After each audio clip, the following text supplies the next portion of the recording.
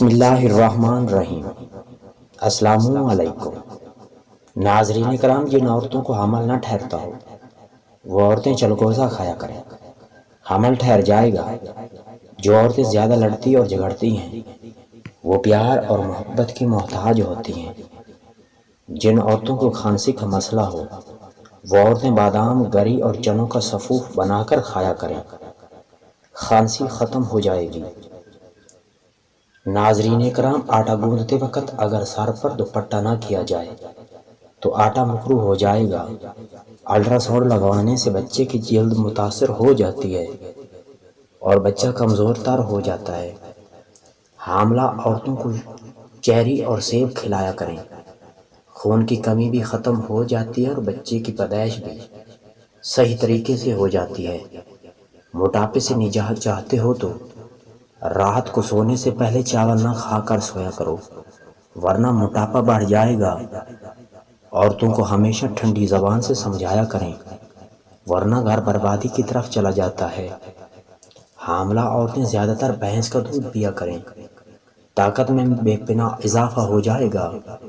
وہ خواتین جن کے جوڑوں اور پٹھوں میں ہمیشہ درد رہتا ہو وہ عورتیں نہار میں نیم گرم پانی کر کے اور اس میں کچھ نمک ڈال کر پی لیا کریں، درد سے افاقہ ہوگا۔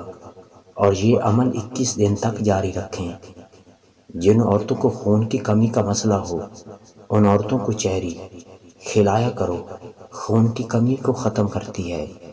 رات کو سونے سے پہلے ہرگز بھی نہ نہائیں، ورنہ آپ پر بڑھاپا جلدی آ جائے گا۔ خون میں کمی کا سبب ہونے لگے تو سبزیاں زیادہ کھایا کریں، خون کی کمی دور ہو جائے گی۔ ایک ہی جگہ پر زیادہ بیٹھنے سے عمر میں 10 سال کی کمی واقع ہو جاتی ہے۔ اگر پرانی سے پرانی درد جان نہیں چھوڑ رہی تو نہار میں ادرک کے ٹکڑے کو دانتوں کے نیچے رکھ کر چبایا کریں، درد سے افاقہ ہوگا۔ زیادہ ٹیبلٹ کھانے سے جسمانی کمزوری اور جسم میں اور بیماریاں جنم لے لیتی ہیں۔ اگر پیشاب پیلا آنے لگے تو سمجھ جاؤ پانی کی کمی واقع ہو گئی ہے۔ زیادہ چاول کھانے سے الرجی جیسی بیماری پیدا ہو جاتی ہے۔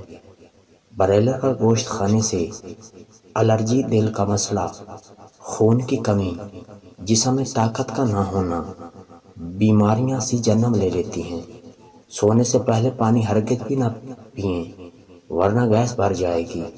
پھل کھانے کے بعد اوپر پانی پینے سے معدہ ہیٹ کر جائے گا۔ اگر ویڈیو اچھی لگے تو ویڈیو کو لائک کر دیں، چینل کو سبسکرائب کر کے بیل آئیکن پریس کر لیں۔ بہت شکریہ۔